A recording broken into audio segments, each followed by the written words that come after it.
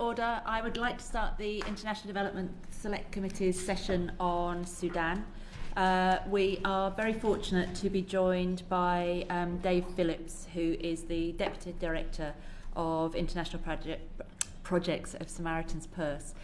Dave, we've asked you here because we know that you've literally just come back from Sudan. I wonder, could you tell us a little bit about your organisation and the role that you're playing in Sudan? And specifically, I know you're doing work on combating malnutrition, so could you talk a little about that, please? Yes, thank you, Chair, and thank you, members, for having me here today. It's a real honor, and I'm looking forward to the discussion today. Samaritan's Purse has been working in Sudan for over 30 years. We are evangelical Christians, and we want people to know that God loves them and hasn't forgotten about them in the midst of the pain and the suffering. But as you well know, Sudan is now the worst humanitarian crisis in the world. It's worse than the situation in Gaza and Ukraine combined. And I've just returned from an area near the front lines in the Kordofan region, and I was seeing the horrors of this war up front and personal. And the numbers really are so overwhelming. 21 million people in severe hunger, which is the highest number ever recorded in a single country. 3 famines declared in the last 18 months. And in the history of the famine declaration mechanism, there has only been 7 globally. And 3 of them have been in Sudan in the last year and a half. And all 3 of these are man-made? All 3 of them are man-made. It's a very good point. This is not a climate crisis. This is not something that's driven by poverty. These are man-made famines. There's 12 million people forced to flee from their homes, which is like the entire population of London and Manchester, forced to flee with many of them nothing but the things that they can carry in their own hands. Samaritan's Purse has over 500 staff on the ground. We're providing food and water and medicine, running hospitals, and doing nutrition programming to help the people. Since the crisis started in April of 23, we've distributed 45,000 metric tons of food, which is a huge number, but it's like a meal for 90 million people. Or if it was in lorries, I think we say lorries here, I think in trucks, from this building would be a convoy of 1,800 lorries stretching past Heathrow Airport. But as important as all of this humanitarian assistance is, and we at Samaritan's Purse are locked in on providing life-saving assistance, I think it's urgent and important to say that humanitarian assistance can't solve the war. There must be an end to this crisis through the political side and the diplomatic side. We will continue to do all that we can to save lives, but we can't solve the crisis. So to your question, I can share a bit about what happened during my recent visit, if that would be appropriate. So I was there very near to the front lines near the city of Kadugli. I was in that location when the Sudan Armed Forces retook the city of Kadugli. They didn't retake it, they opened the road to the city of Kadugli. And the thing that is immediately evident is just the ocean of women and children. So the surveys that we have conducted shows that the displaced populations, about 80% of them are female-headed households. So it is the women and the children who are bearing the brunt of this war and are suffering the most. I talked to one woman, and she told me a brutal story of trying to flee and being stopped at a checkpoint, and the men at the checkpoint forced her to sit down on the ground, and they took her cell phones, they took all their money. She had 3 daughters with her, and they took one daughter at a time and raped their daughters in front of the mom. And she begged them not to rape the youngest 3rd daughter, and they finally relented and let her go. I spoke to this woman 3 days after this event happened. And what was so heavy to me is that she will carry that the rest of her life. I also, in the same camp where I talked to this woman, I saw people walking around without clothes. And we inquired as to why they had no clothes, and the answer is because there's food available in the markets, but the people had no money to buy food, and so they sold their clothes and their kitchen utensils in order to buy food. So these 2 moments struck me as how dehumanizing this war really is. And to your point, Chair, these are man-made crises. This is happening because violent men have chosen to use violence rather than political dialogue to resolve the crisis.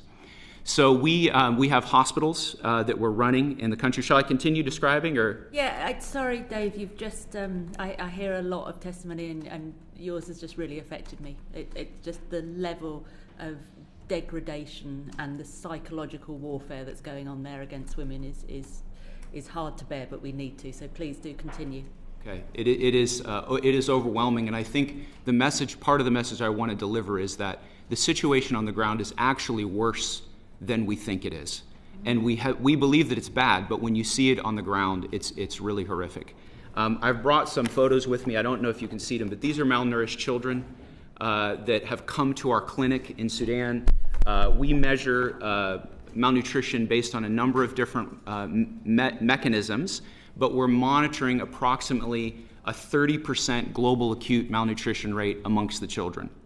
We were a part of collecting the data that was used to submit to the Famine Review Committee for the Global Acute Malnutrition Mechanism. There's also severe hunger that we rate as well. But if I could, I just want to tell the story of, there's a little girl named Ikram. Dave, yes?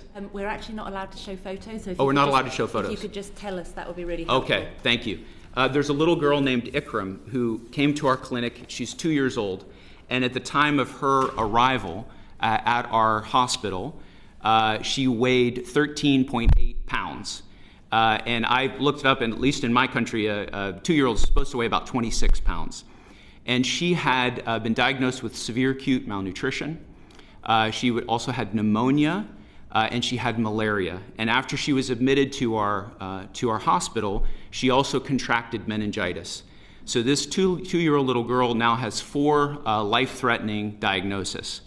And as our team was helping to nurse her back to health, there was a cholera epidemic that hit the community.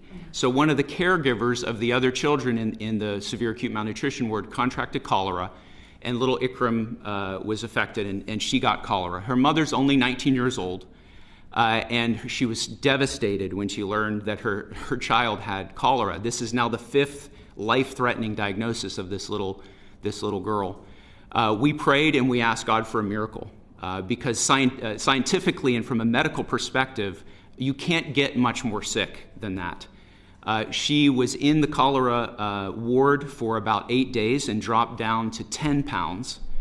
And somehow, miraculously, she was able to fight and get discharged from the cholera treatment ward. And this was in July 27th was when she was admitted last year. August 29th, she was discharged from the hospital.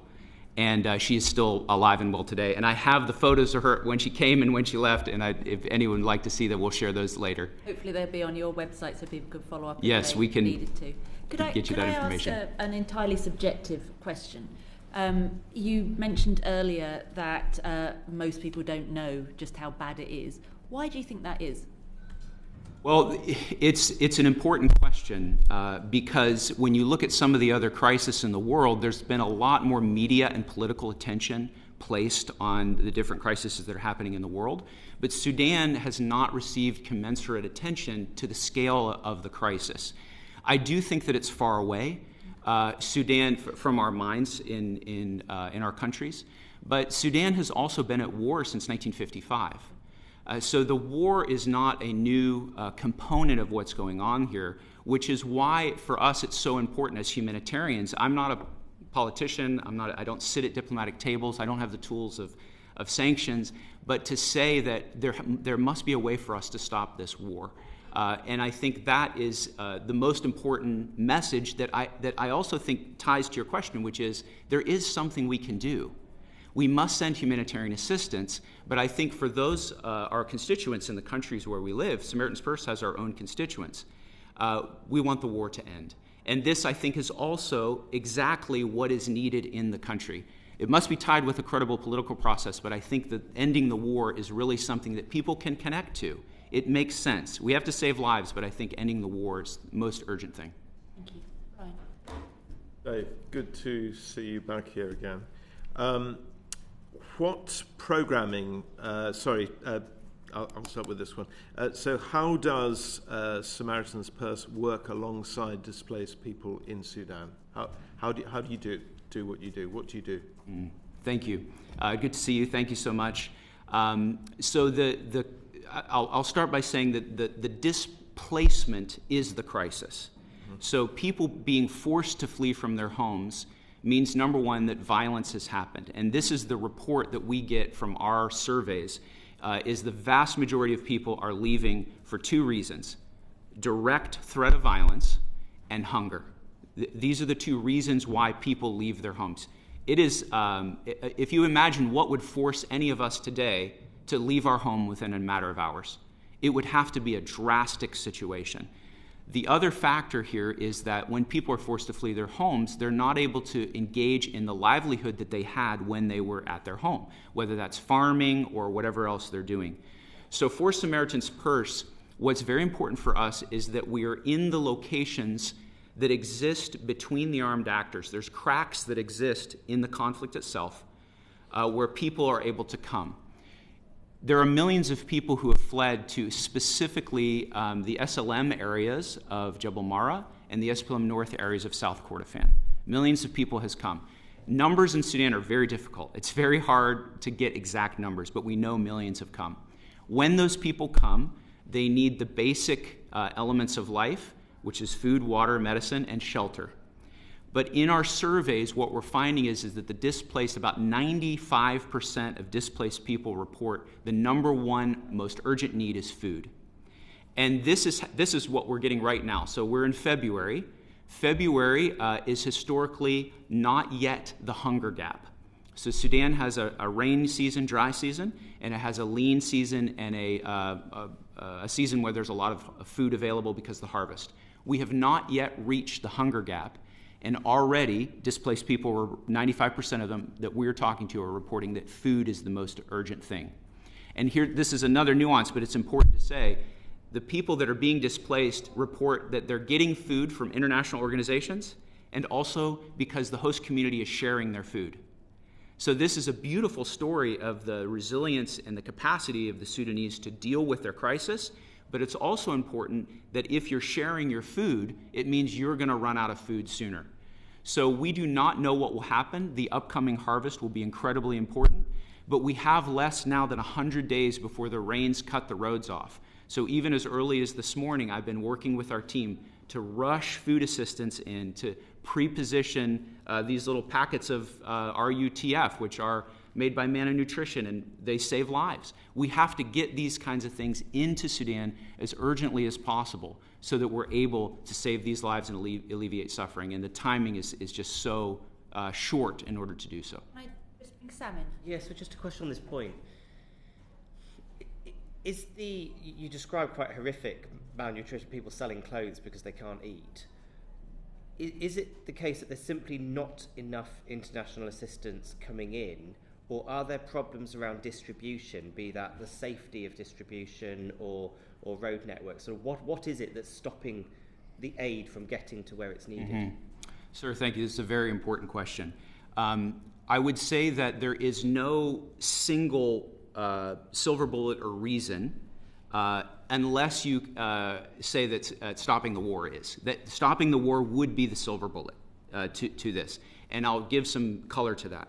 So when we deliver assistance, what we're doing is we're trying to target the most vulnerable. So we have ways of measuring that: IPC levels, household hunger, and single family headed households, disabled, elderly, all those types of criteria.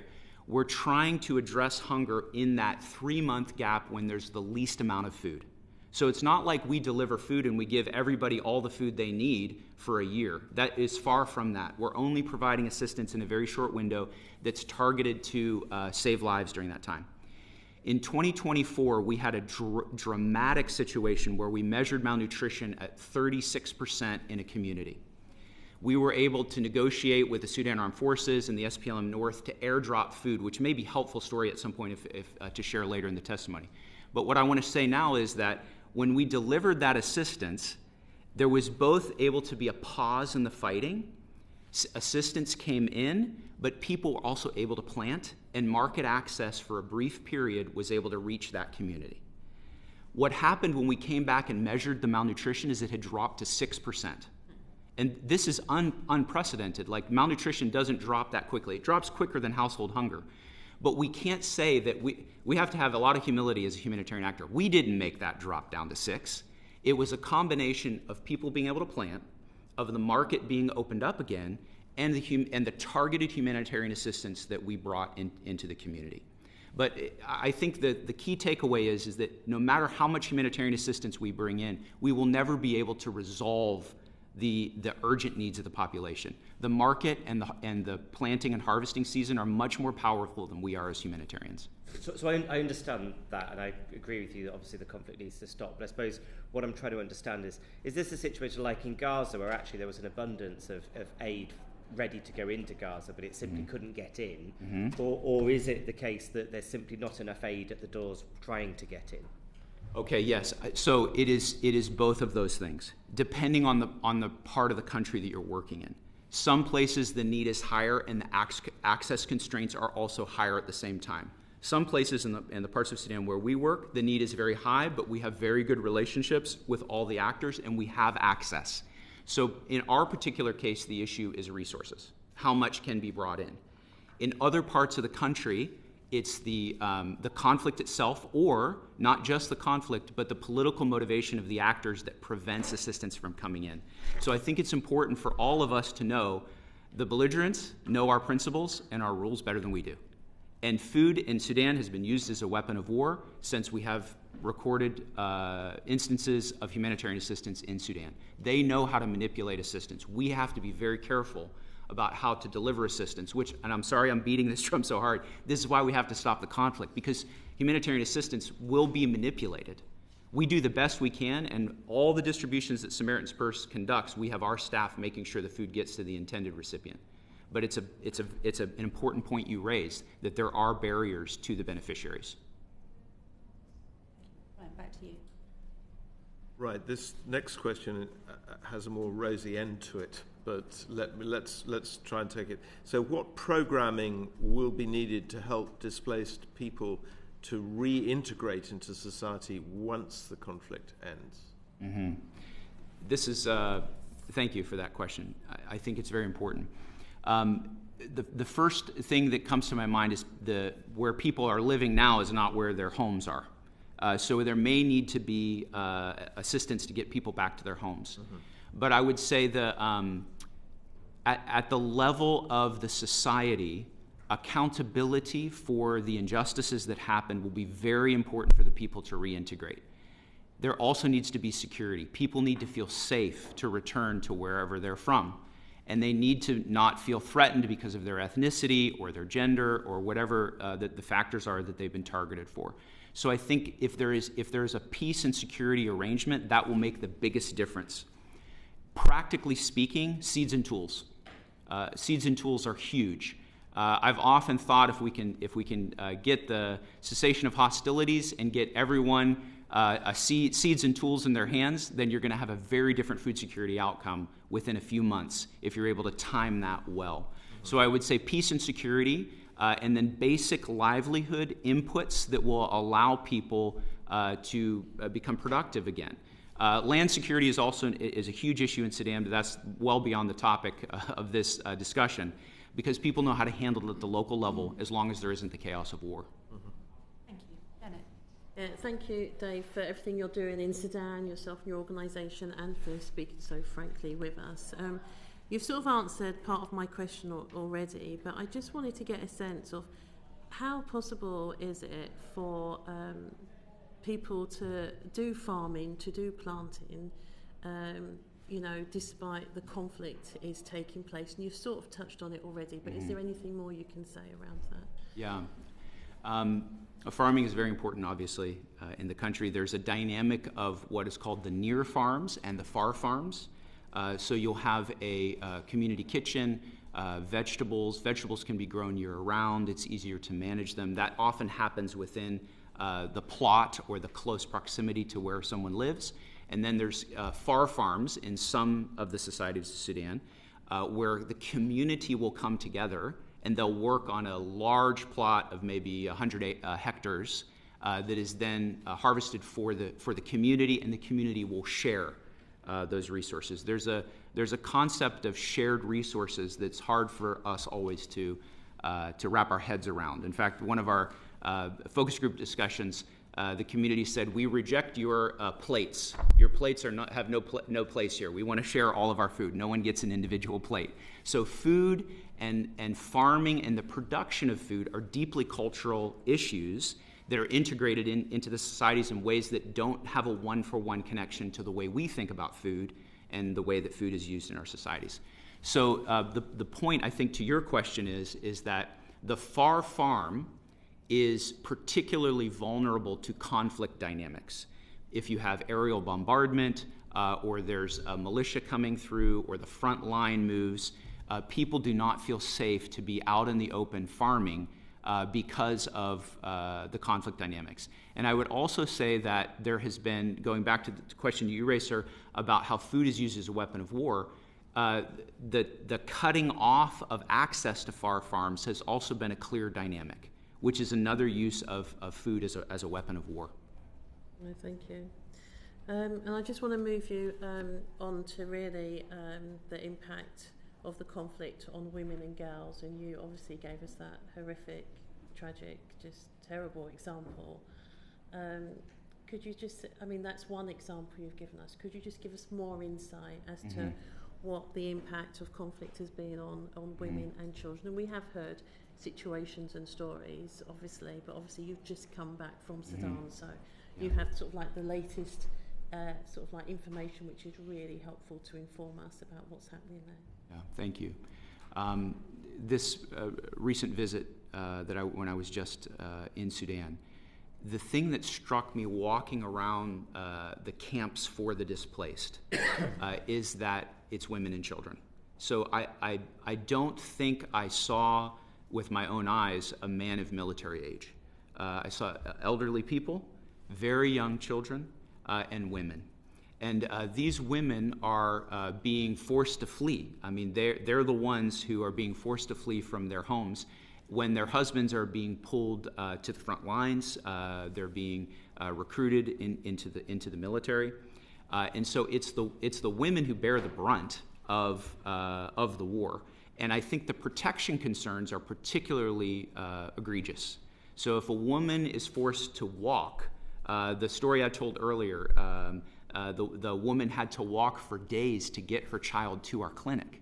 So just to get assistance for a sick child means walking for days, which means sleeping outside, which means being exposed to sexual assault. So I think for women and girls, Sudan, depending on where you are in Sudan, there are pockets where things are peaceful.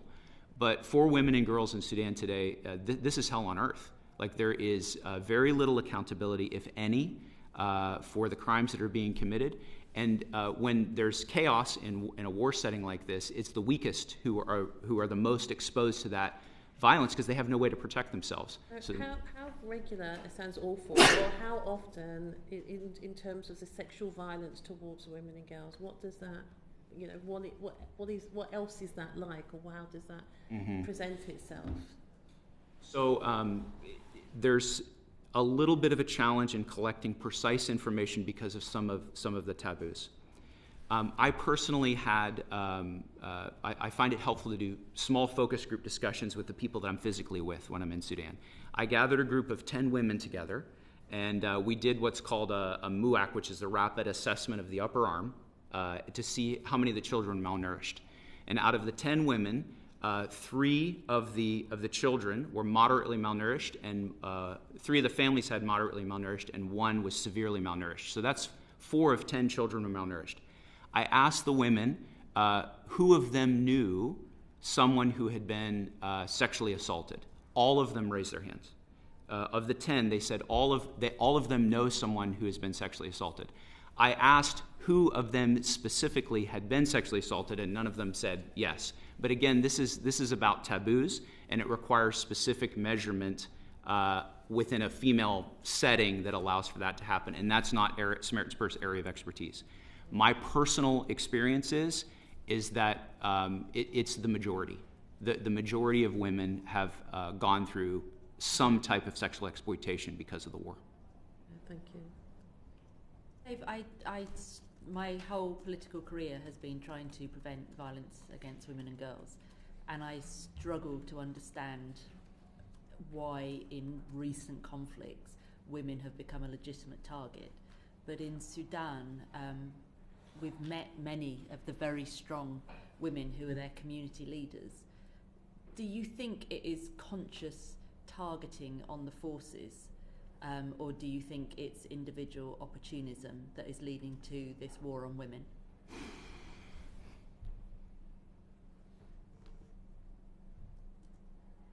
I think that when I consider what I've seen, it is both. There is credible information from Sudan's history that sexual violence is an effective tool when you think about a political, ethnic, military objective. That does not mean that there are not significant amounts of opportunistic sexual violence that are happening. Because you don't just, when war happens, all of the ways that the society holds itself together are pressed and torn and are in bare threads. And so you will have, I noted at one point that women were walking through an area that was generally considered to be safe, where there was far from the front lines, and there was reports of sexual violence, because the accountability mechanisms are not present. People are busy trying to survive by fighting a war. So I would say, in the answer to your question, it is, I believe, both. But the greater problem is that the opportunism is created because of the vacuum that exists during the conflict. I just strongly believe that most men are good men and are appalled by this. It's just the scale that we're hearing is beyond any normal imagination. That it does feel more a conscious attack, which is just chilling. I know Brian wants to come in, and James and Sam and Monica. Is it on this particular point? James, you were first. Then it's just a very quick one, which was, you say that even in those safer spaces, effectively, sort of law and order has just completely broken down. Is that the case? I would say that is a fair general characterization for the country. So in that regard, then, there is no safe space? I don't believe so. The safe places can be created by individual families, by individual communities. But when you think about the whole country, everything is being focused on the war. So therefore, the normal accountability mechanisms, the space, even the space that would exist for civil society, for civilians in general. Civilians are being pushed to the side because the war has dominated everything. So this is part of the reason why the political process needs to be brought to the forefront, is because that's the counterbalance to the conflict. And that leads into the protection of women and girls. It leads into all levels of accountability. Monica? So in some of the conversations that I've had with the UN and others, in order to get fooding, those conversations with belligerents to let the aid access open, and also in those conversations, it's the application of international humanitarian law. In those conversations, are you aware that they're being had about the rights of women and girls and international humanitarian law? Is that conversation being had with belligerents by any of the INGOs or diplomatic presence there? I can say certainly from our side, those conversations are happening. So we have a policy not to talk about people publicly, but in private we always want to raise these issues with the individual actors. To add maybe a small nuance to the question, there are few groups in Sudan that are monolithic in terms of their ability, both politically and in terms of security or the military side, to maintain coherence from the top to the bottom. So it is not always the case that when you're speaking to someone in a position of leadership that they have the ability to pass that policy or that decision all the way down to the ranks of the individuals on the ground. So when you're thinking about moving a convoy of food assistance, you must have top-level diplomatic approval from the senior person within whatever group you're working through, but you also have to negotiate with the individual checkpoints along the road, because those individual checkpoints may be influenced by local politics, they may be influenced by the personality of the senior commander. That senior commander may not be a good guy, as the chair said that many men are. So you have to think about the different layers of the control mechanisms that exist within the different groups, and then you have to have an understanding of where the lowest level to the ground is. That's in accessing getting humanitarian assistance. When it comes to the protection of women and girls, I think the same dynamic applies. There's the monolithic structures that come down from the top are not always effective in ensuring that on the ground things happen the way that they should be happening. Even if the leader sincerely wants it to happen that way, they may not be able to control their troops on the ground, which is part of the reason why the chaos of the war is so devastating. Thank you. I apologise in advance, really, for asking this question, because it's quite an uncomfortable question to ask, but I'm interested in what you're seeing presented medically as a result of sexual violence. We know that about 85% of women in Sudan have had FGM, and that in girls that often involves infibulation, which would mean that any rape would be torturous and life-threatening as well. And I'm wondering if you're seeing this presented in clinics, also unwanted pregnancies, disease, and so on. Yeah. So the Samaritan's Purse clinics, we have about 70 clinics, and we have 2 hospitals.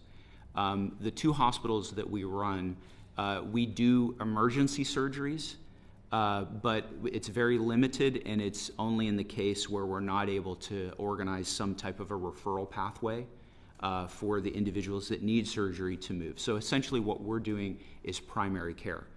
We do have an emergency field hospital that is able to do surgery, but we can only deploy it in one place at one time.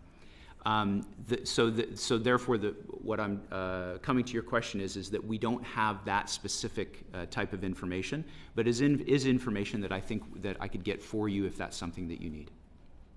It would be very helpful if you're able to. Thank you very much. Brian? Dave,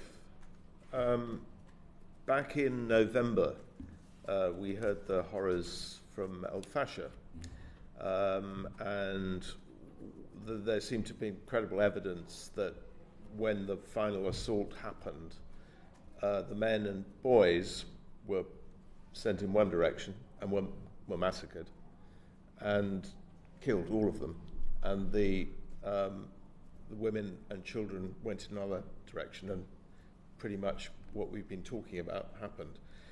Is there evidence of continuing massacres going on at the moment? Thank you for that question. I think the question that you have is the question in my mind about the situation in El Fasher, because it was horrific. There was crimes committed, as you've said, but the concern is that another El Fasher could happen. As of today, I am monitoring the cities of El Obeid and of Dilling and of Kadugli. There's a pocket that exists there within North Kordofan and South Kordofan. That the urban areas are controlled by the Sudan Armed Forces, and the periphery is the SPLM North and the RSF and the Tassis. The types of atrocities that you're talking about, they're specific couplings of urban areas and high populations with conflict. So it's not, at the scale you're discussing, this isn't like a daily occurrence. It's a coupling of specific things that come together when the risk is presented. And so to direct your question, I'm not aware that that's happening. I have not heard those. But the dynamics of ethnicity within the conflict exist. They are there.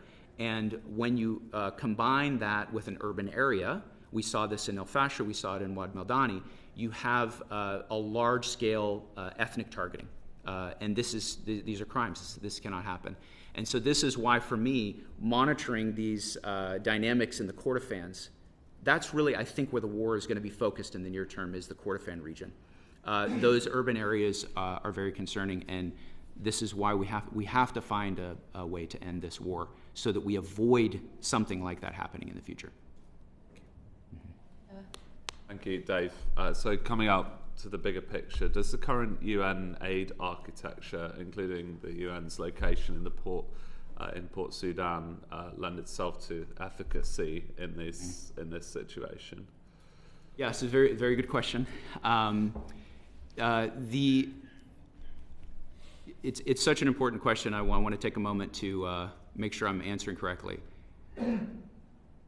The UN architecture is currently housed in Port Sudan, which is very important. But the line that exists basically along it's more or less along the Nile, but it runs along the Kordofans into North Darfur. This line is not just a line of conflict, but it's also a line, back to your question, sir, about the access of humanitarian assistance. It's not just that the belligerents in the conflict don't want humanitarian assistance to cross that line. There's also real considerations for how that assistance can cross the line. And so there needs to be more credible review of how cross-border assistance can be developed.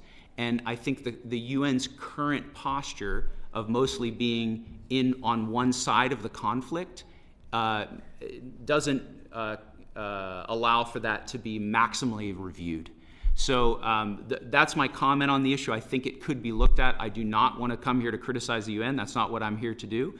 But I do think that the dynamics are so free-flowing that we need to continually review the structures that we have, particularly around humanitarian access. And the key factor here is that we must keep the beneficiary in the center of our view. The beneficiary and the needs of the beneficiary, the women and the girls, we must ask what is best for them. And then we must create our architecture in order to address that. Too often we start with architectures that serve the needs of the member states or of the local government. Those things are there. I'm not saying we don't need to consider that. But I think that the architecture could be adjusted in order to be more focused on the beneficiary and the needs of the beneficiary, especially in the periphery. Thank you. That's really helpful. Really helpful. Thank you very much. James? Could you just expand on that further? So you've described that effectively civil society doesn't exist. There's no space for it because of the relentless focus on war. How can NGOs be working better with civil society to try and build some of that capacity up, which is needed in the short term? Mm-hmm. Yes. Thank you, sir. And I would say that it's not that they don't exist. It's that currently there isn't space. So there is robust civil society. The civilians have been working on this problem much longer than we have in Sudan. They have incredible resources. They have very sharp thinking. They understand their politics. They understand the ethnic tensions that exist. They understand who has committed crimes. They also have a memory of who has committed crimes over the last 70 years. So the civilians in Sudan are the answer to Sudan. And I would say that all of you have seen that very clearly, and I'm so grateful for the work of this committee and this government in that regard to see how important civilians are as the solution to the crisis.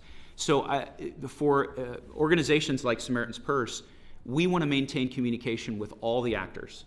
So that includes the civilians, it includes the civilian anti-war blocs, and includes the belligerents. We feel it is necessary to be in communication with all those groups because as a humanitarian, we are not political actors, but if we don't pay attention to the politics, we could make mistakes in delivery of humanitarian assistance into these complicated areas. So I'm not sure if that answers your question, but I would say those groups are there. Importantly, we need to find a way to help empower them. What do you think that might be based on what you're seeing on the ground? To empower the civilians?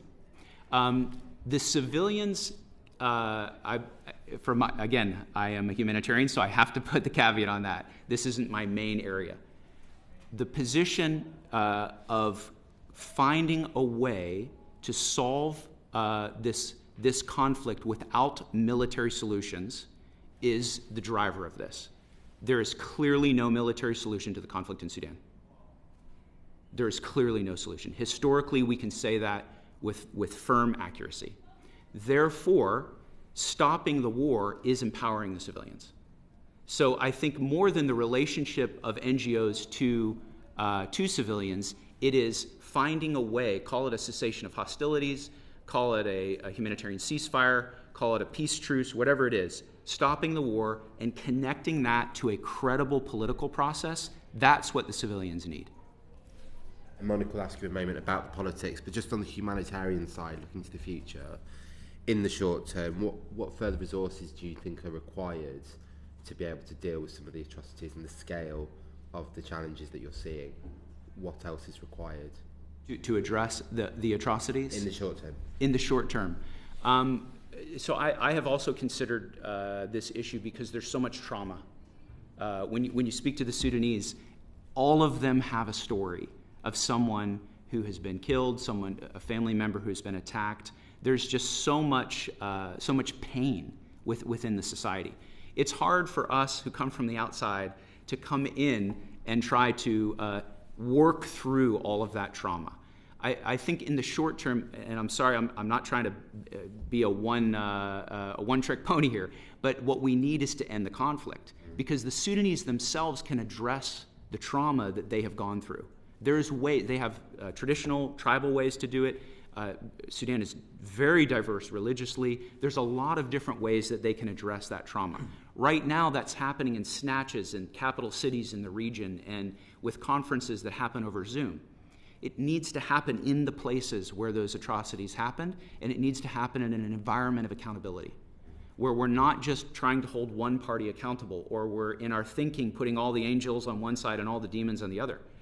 That's not how Sudan works. We have to stop all the violence and then allow the civil society to address the things that you're talking about.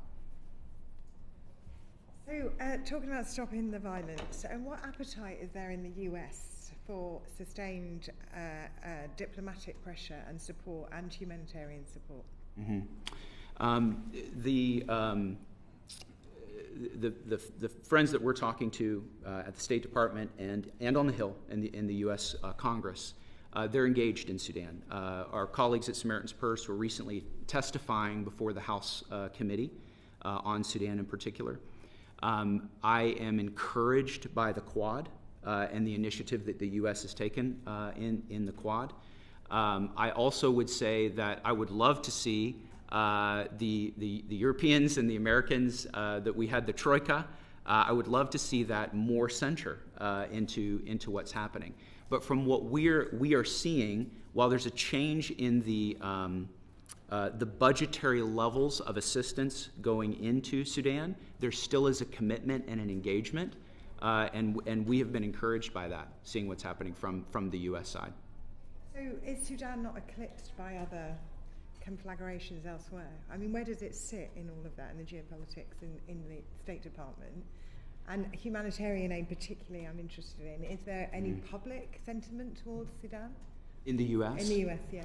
So the conflict in Sudan is not on the U.S. media. As Samaritan's Purse, we are 95% funded by private donors here in the UK and around the world. And so we see the level of funding is directly tied to how much the media is paying attention to these issues. In the U.S., that is very low. When I was there just a few days ago, I took an entire media team with me. And so we are trying to raise the profile of what's happening in Sudan and draw attention to it, because the crisis is not getting the attention that it deserves. So it's a concern. My understanding is that here in the UK, it's being more, there's more awareness at the public level than there is in the U.S. But even here, I think it's not a frontline story.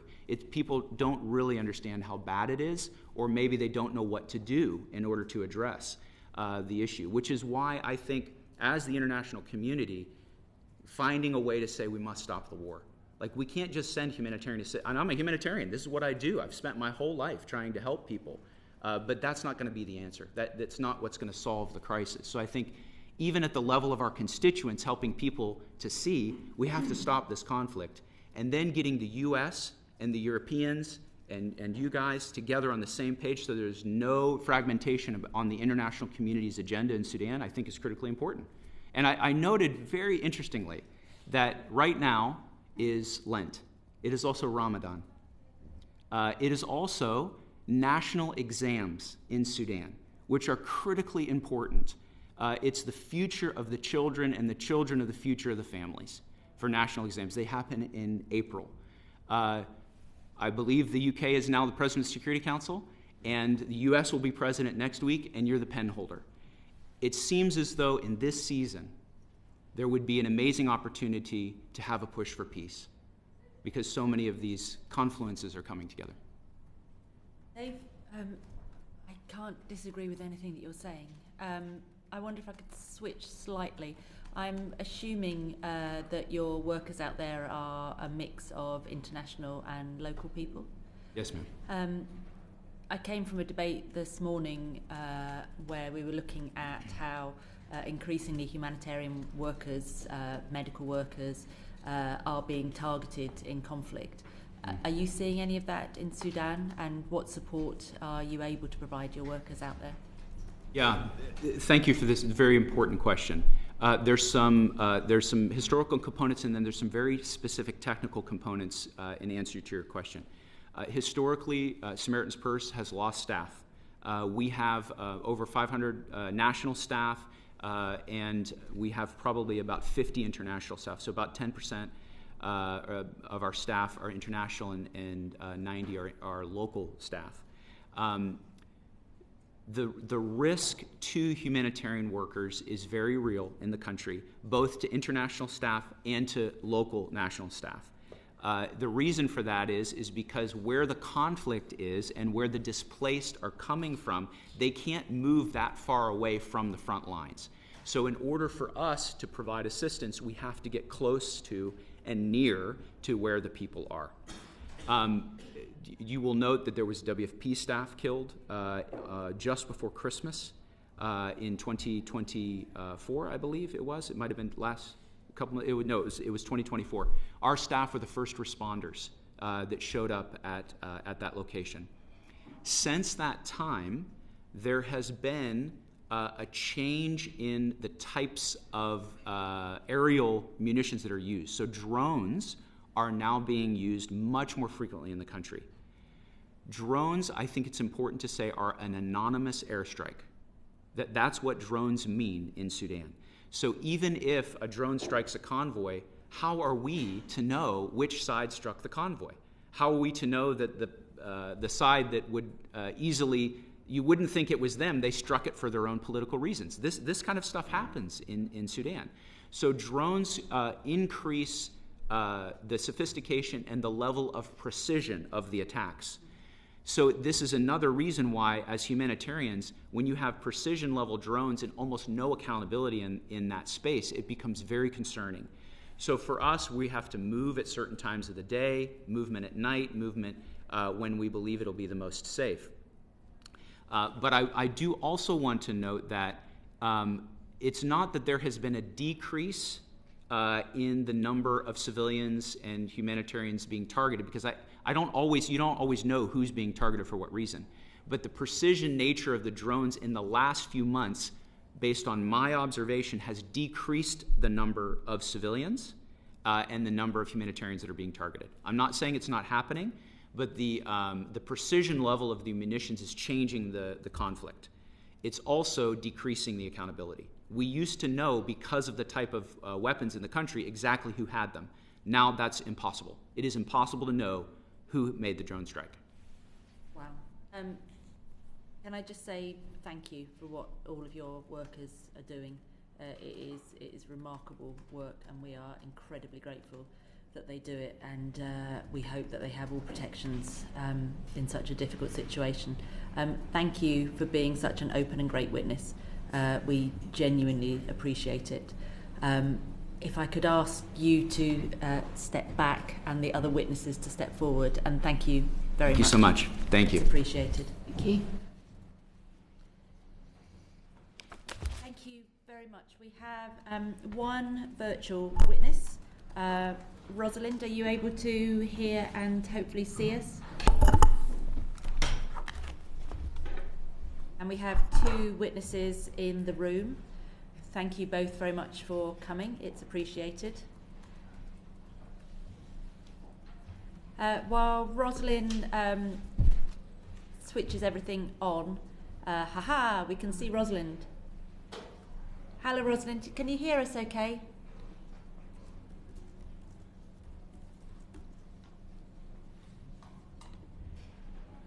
This is taking me back to COVID times. Yes. Let me start. Kholood, I wonder if I could start with you. Thank you for coming back to the committee. We appreciate you. We appreciate you, full stop. I wonder if you could just introduce us to the organisation that you founded and run.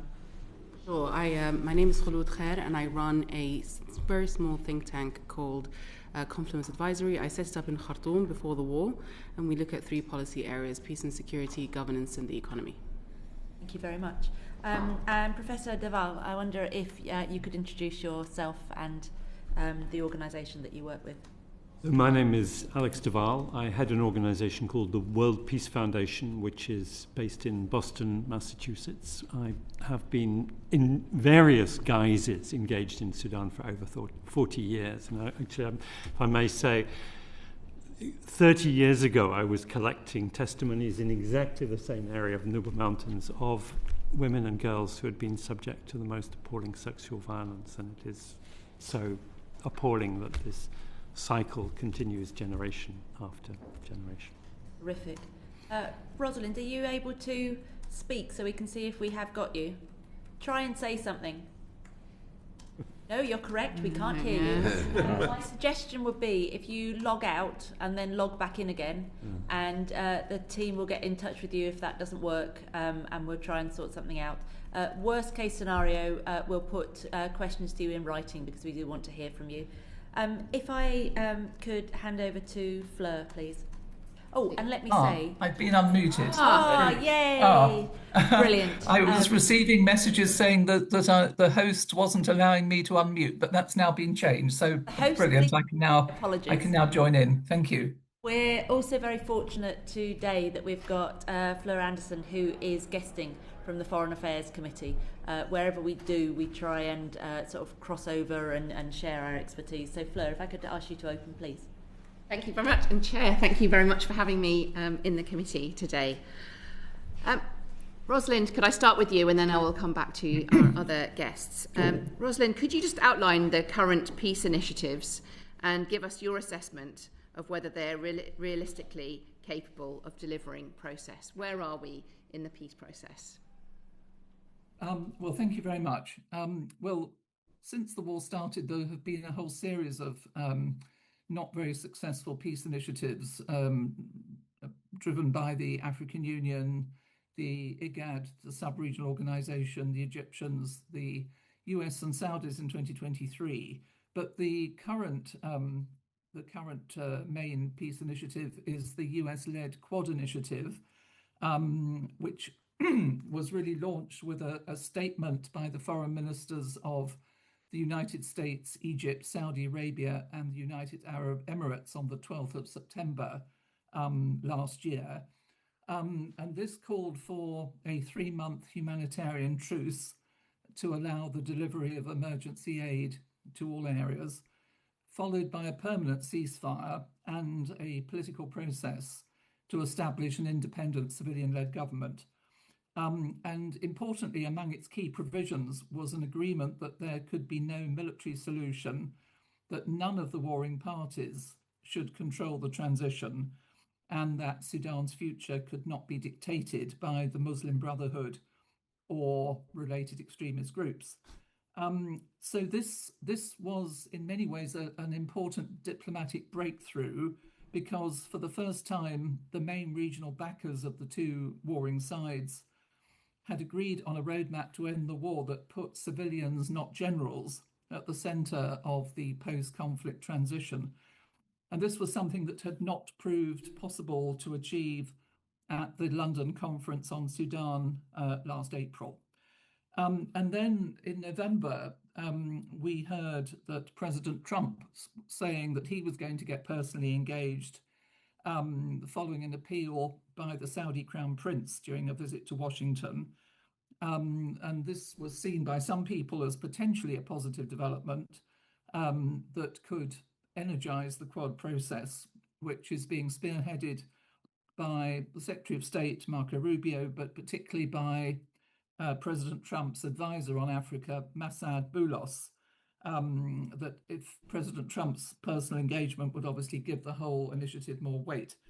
But nearly 6 months on, there's been little impact on the ground, and clearly neither the United States nor the Quad nor other international partners were able to prevent the Rapid Support Force from committing mass atrocities in Al-Fasher, despite warnings that this would lead to a bloodbath. But nevertheless, Boulos has continued to press for an immediate humanitarian truce without preconditions. And he has sort of indicated that this might involve the withdrawal of fighters from Al-Fasher and other sensitive areas supported by a UN mechanism, although it's not clear what SAF might be expected to do in return. I think it's fairly obvious that further substantial pressure is going to be required on both parties by their external backers and other international actors to get them to agree. And it's interesting that the tone of American statements now seems to be hardening. When he spoke to the UN Security Council last week, Massad Boulos made it very clear that there are no good actors in this war, that both sides are responsible for prolonging the war, for committing atrocities, and that Sudan's future must be shaped by civilians.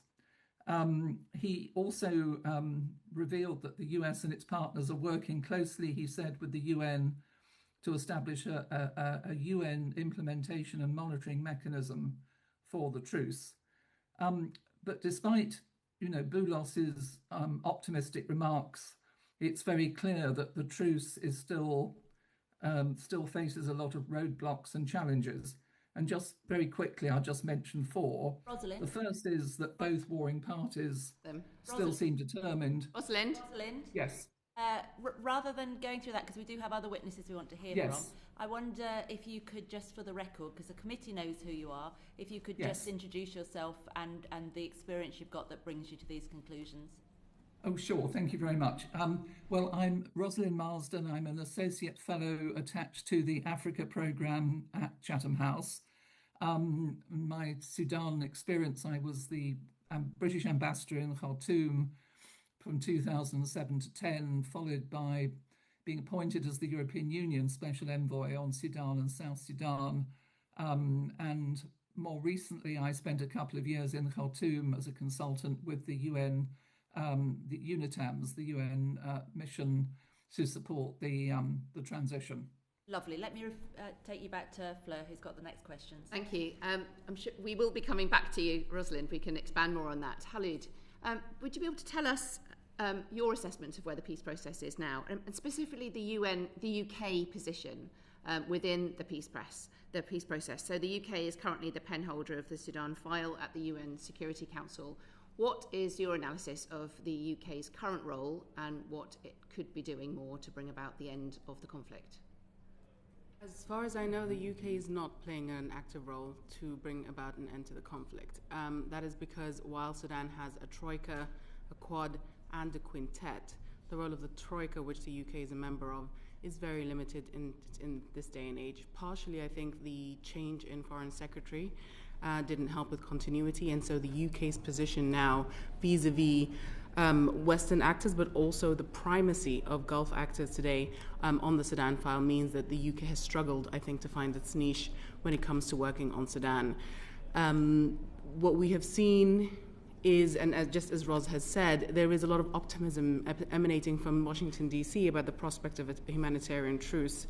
But I would like to remind everyone that, the seasons in Sudan, the dry and rainy season, very much determine the appetite for a ceasefire. And right now we're bang smack in the middle of the dry season with 4 months left to go. And I don't see realistically that either the SAF or the RSF would be in a position to forego the fighting that they could take place and the advantages that they could seek in the next 4 months in order to commit to a truce that frankly has not been very well articulated. The UK has a special role as penholder, but we have seen great reticence from the UK to enact this role fully since the veto of its resolution in November 2024, when David Lammy was presiding over the UN Security Council during the UK's presidency. We haven't really seen much movement by the UK then, despite calls from civil society and from many Sudanese rights groups to centre the international community's response on the protection of civilians, something that the UK is also a penholder on at the UN Security Council. There's a lot that the UK can do if it works with experts in the field within UK civil society, within the broader civil society working on Sudan, but also if it engages with diaspora to figure out what the primary priorities are of Sudanese civilians. Right now, the majority of international attention is focused on a ceasefire. In other words, is focused on the men with the guns. There is not sufficient attention on those who will be keeping the peace, i.e. the civilians, and those who will be putting in place the kinds of investments that will stop this war from restarting. The UK has a really big role to play there, particularly with the Foreign Secretary's focus on women and girls and the role of women in peacekeeping, in peacemaking and peace agreements that it's frankly not fully, I think, investing in. What would it take for the two forces to come up to the table? SAF and the RSF? Several things. Firstly, there needs to be serious leverage on the table. They will not just come if asked. We have seen, for example, that if there is serious leverage in relation to consequences around the continuation of the war, that could potentially bring about the conditions for a ceasefire. For example, when I was in Khartoum when the war started, there were only 3 or so instances when the guns actually fell silent, and those were when the Egyptian soldiers were being taken out of the country, when they were being evacuated, when the Americans were evacuating their embassy, and when the UN was evacuating the international community, especially the humanitarians and development actors. And it's my understanding that that's because there were some serious threats made that if you fire on any part of those convoys, you will see serious consequences. And that is, frankly, the only language that they understood, and I think that still remains the case today. Materially, the war is economically very, very lucrative for the SAF and the RSF. Gold exports have gone through the roof. Most of it goes to the United Arab Emirates. We have seen many militias that are part of either the SAF camp or the RSF camp also enrich themselves, also recruit many more troops in order to eke out an advantage vis-a-vis other militias and armed groups whose number has now mushroomed since the start of the war, and really curbing the extent to which the war economy is providing incentive structures for armed actors is a major one. Weapons supplies, of course, are a huge sort of area where I think we can look at curtailing the ability of the armed actors to be able to enact as much violence as they are. Unfortunately, we haven't seen much by means of the international community's commitment to, for example, the Darfur arms embargo, which has been in place for more than 20 years, or indeed any political will to expand that arms embargo to the rest of the country. But also the role, as Rosalind highlighted, the Quad members have definitely zeroed in on, which is the role of the Islamists. And exactly a year ago, 2 years ago, in 2024, in March, we had a Manama agreement, which in the capital of Bahrain, that was signed by the deputies of both the SAF and the RSF for a nominal truce. As soon as the deputy of the Sudanese Armed Forces went back to Port Sudan, that was completely disavowed. And it's my understanding that the Islamists who are very much animating many of the senior leadership of the Sudanese Armed Forces disavowed that agreement as soon as he's touched down in Port Sudan. And unless they are taken as part and parcel of this conflict, not just the armed actors, but the Islamists who are trying to make a comeback, having been unseated in the revolution of 2018, 2019, unless they are treated as a belligerent party effectively, and they are incentivized to give up this pursuit of power through this conflict, I don't think we're going to get very far. Thank you. Alex, we've got a history of failed agreements and negotiations here. What's your assessment of what the UK's role is now and could be, but also of the US's role and the Board of Peace? Is that going to play any role here alongside the UN, and the Comprehensive Peace Plan, has that got a role to play? Let me start with what I think could be the most important role that the UK can play, which is the UK has a depth of experience, expertise and research on Sudan, on humanitarian issues, which I won't go into, and on peacemaking.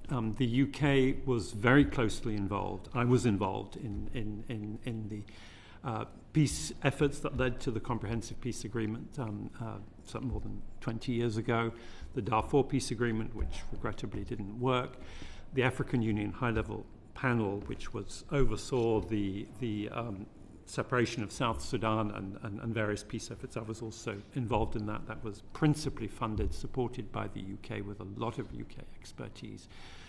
And I think there is many of those who are involved in peacemaking internationally are reinventing a wheel that has, that is already very well measured and documented here in London. So I really want to emphasize this point, that there is a lot of expertise that can be drawn upon here. And some of the lessons from this, I think, bear on what is happening now. So some of the key lessons that emerge from past experiences are, number one, a first step is to make sure there is international coordination, that you don't have spoilers. And the key first step when this current war broke out was the Saudi Arabia and the United Arab Emirates. They either had to agree or they had to agree to step back. And the positive thing that we see in the recent statements, and particularly that of Masad Boulos of the UN Security Council last week, is quite clearly he had squared what he was saying with both those. And I think that's something positive, and it's something that can be built upon. A second element that is absolutely crucial for any peace to be workable is the economic element. And there's two parts to this. There's the public finance, because it's on the public finance and the peace dividend that will be delivered to the people, and the funds that will make for a workable state, a functional state, that the peace will rise or fall. So after the popular uprising and revolution, when we had that moment of democratic optimism, or optimism about democracy, it was the failure to put money in the hands of the civilian government, and the fact that the military still controlled more than 70% of the budget, and the Gulf actors were putting their money into the military. Actors in Sudan and the West, including the UK, the OECD countries, the US, were not lifting sanctions, were not putting money in the hands of the civilian government. That was what condemned that to death. And unless that issue is addressed, I don't believe we will have a lasting peace. There also has to be some incentivization, and I think what Kholood described in terms of the war economy is absolutely correct. The incentives currently are for that, and it is remarkably difficult to scale that back, particularly when the belligerents are dealing in gold. There is really no way that gold can effectively be sanctioned. There is no way that one can put sanctions on the United Arab Emirates or Saudi Arabia. You can put they can be a reputational cost, but they're not going to be subject to financial pressure. But I think there is a possibility that they will recognize that their joint interests are served by moving on this piece. And then the last thing, which relates to what I was saying earlier about the expertise, is you do need to have proper implementation mechanisms and so on. And there's a lot of experience of peacekeeping, a lot of experience of monitoring, and of providing political accompaniment. After the Comprehensive Peace Agreement, there was an assessment and evaluation commission which worked very closely with the parties. The organisation I worked for under President Thabo Mbeki worked very closely with the parties as they implemented commitments at the time of the independence of South Sudan. I don't see that type of depth of expertise, commitment, and patience with the US-led mechanism. They may be able to put on the drama, the show, that is the handshake, that allows for something to be announced. But to sustain that is going to require something that we have not seen from the Trump administration, and I don't see in the Board of Peace. Thank you. Can I bring Noah in, please? Thank you. I think it's a good point to pick up on that question. I mean, it's quite disgusting to hear amidst all of the chaos and horrors of this war that this recurring point of incentives, ultimately the fact that there are people getting rich out of this war at the end of it. So what steps have been taken or could be taken to curtail some of the illegal mining activity? Surely these sites themselves are, okay, maybe some are small scale, but they are visible. They can be they can be addressed on a kind of site level. Is there any work going on in that realm? I know there's work monitoring. Kholood, you know more about this than I do. Well, I mean, so here's the problem, that neither side in the Sudanese conflict wants to meaningfully attack the other side's ways of making money, because they are under the impression that at some point they might be able to make money from those same things. And we saw this very clearly with, for example, the oil fields in South Kordofan, previously controlled by the Sudanese armed forces. Then the RSF came in and controlled the area. What is interesting is that now there is effectively a wealth sharing agreement in wartime between the SAF, the RSF, and the government of South Sudan around how they will divvy up effectively the oil revenues. And that could be looked at as potentially a model for wealth sharing in a future peace agreement. But as we know from Sudan's previous many failed peace agreements, that kind of setup does not work long term, and all it does is incentivize other actors from also picking up a gun to get a slice of the action. But what we're seeing right now is that artisanal mining, which is the main mode of mining in Sudan, which is sucking up a lot of people who don't have other livelihoods, farmers, doctors, nurses, whoever it is, who are unable to continue in their usual livelihoods, are being pulled into the artisanal mining sector, which is extremely harmful, extremely dangerous because of the cyanide, mercury, and other toxic products that they use. But is an industry that is really the only means of livelihoods that remains for a lot of people, because farming, there's not enough security for farming. There are not enough products like fuel, seeds, fertilizers for farming, whereas everything is being availed, all the facilities, all the resources are being availed for gold. And we mustn't here forget the role of external actors. We have seen, a lot of people getting rich of this gold, in particular the United Arab Emirates, but also the Russians and other actors. And it is not in their interests to really push for any kind of meaningful constraints on that industry.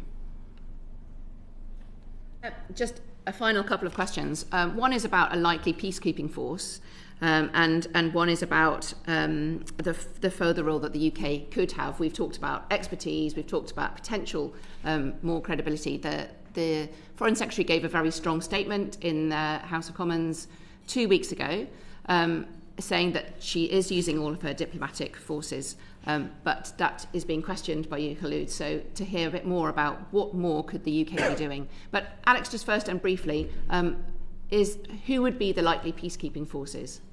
So I understand that the United States has been talking to the African Union about this, and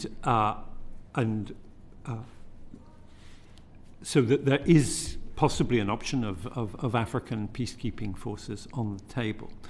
I think more critical than the identity of the troops is how they are mandated, who they report to, what are their monitoring mechanisms, etc.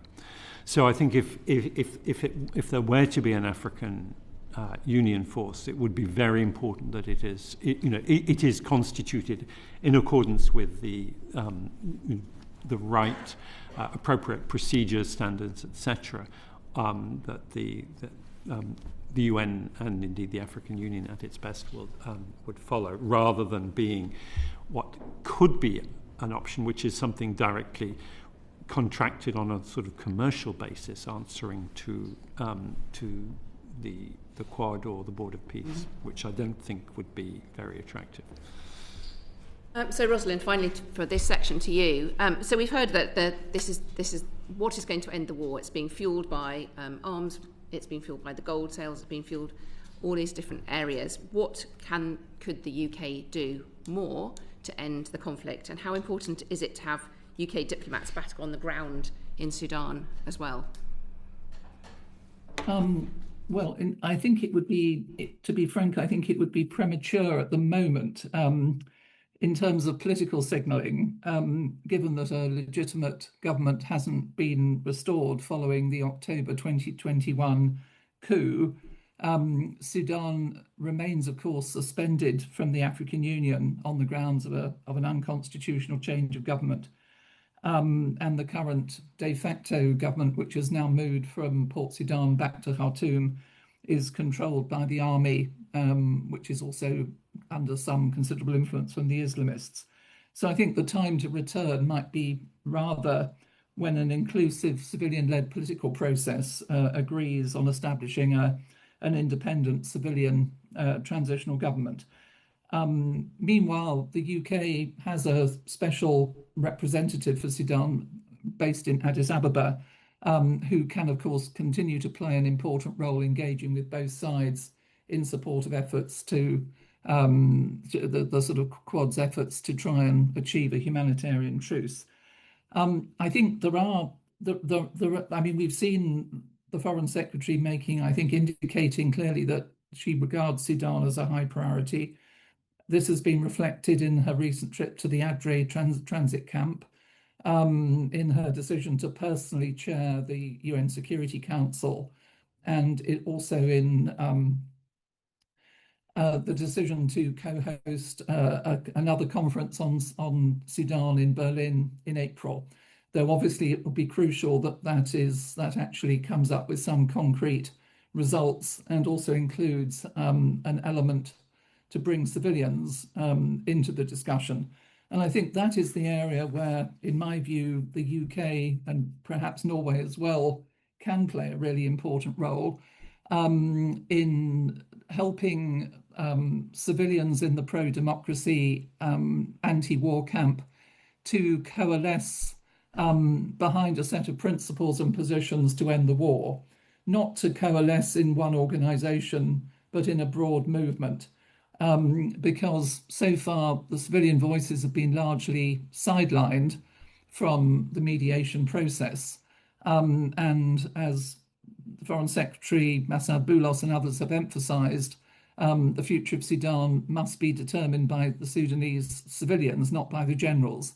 So there's a lot the UK is already doing some useful things in this respect, but it's important it continues to support civil society groups to build the capacity of young people and women to take part in the future political process, and also to continue to support Sudan's civilian political leaders who are calling for a democratic, decentralized Sudan based on equal citizenship and for a national professional army. So I think those are some of the areas where the UK can play a role. Also, of course, it needs to give more support to the emergency response rooms and local mutual aid groups, which are the frontline responders in humanitarian terms. Thank you. I've got Noah and then David. Rosalind, if I'm not mistaken, there's a multi-billion-dollar gold trade between the UK and the UAE. Now, wouldn't that be a good place for the UK to start exploring in terms of potential diplomatic pressure to resolve the conflict in Sudan? Yes, well, as others have mentioned, trying to take effective action on the gold trade is very difficult. So far, the economic networks and some of the companies trading in gold, in conflict gold, have already been subject to sanctions by the Americans, the European Union, and the UK, and collective sanctioning of individuals and companies involved in smuggling and laundering of conflict gold could be increased to try to disrupt the trade. But over time, those affected have proved able to adapt. Another option is to intensify dialogue with the United Arab Emirates on international sort of standard setting and encourage the UAE to be more involved in frameworks to close some of the regulatory and enforcement loopholes including better oversight over some of the transactions in Dubai's gold souk, to have a third-party audit of gold refiners in the UAE, and also to perhaps do more to try and to address gaps in the anti-money laundering financing frameworks. These are all areas that could be pursued, but I think it's recognised that addressing the problem of conflict gold is much more difficult than it was in the case of conflict diamonds. Thank you, David. Rosalind, can I just ask you, in terms of civilian groups, and we've heard here in the UK Parliament from different groups, how authoritatively we can assess how representative they are, because that surely is a challenge of ensuring that bringing forward a civilian engagement, that you have groups and individuals who are actually representative of the population. Absolutely. Well, there was a recent visit to London by the group, the civilian coalition called Samud, which means it's the Arabic word for resilience, led by Prime Minister Abdullah Hamdok, and I believe they met a number of members of Parliament. They are, I think, considered to be possibly the widest coalition of political and civil society actors in the what one might call the pro-democracy movement. But they themselves would acknowledge and do acknowledge that they by no means represent all Sudanese. Within the No to War camp, there are a number of other civilian groups, and of course there are a large number of grassroots organisations, youth networks, women's networks on the ground, as well as professional associations and trade unions. Some of these groups have links with Samud, others lie outside it. I think that it is widely recognised it's not going to be possible to bring everyone together necessarily in one organisation.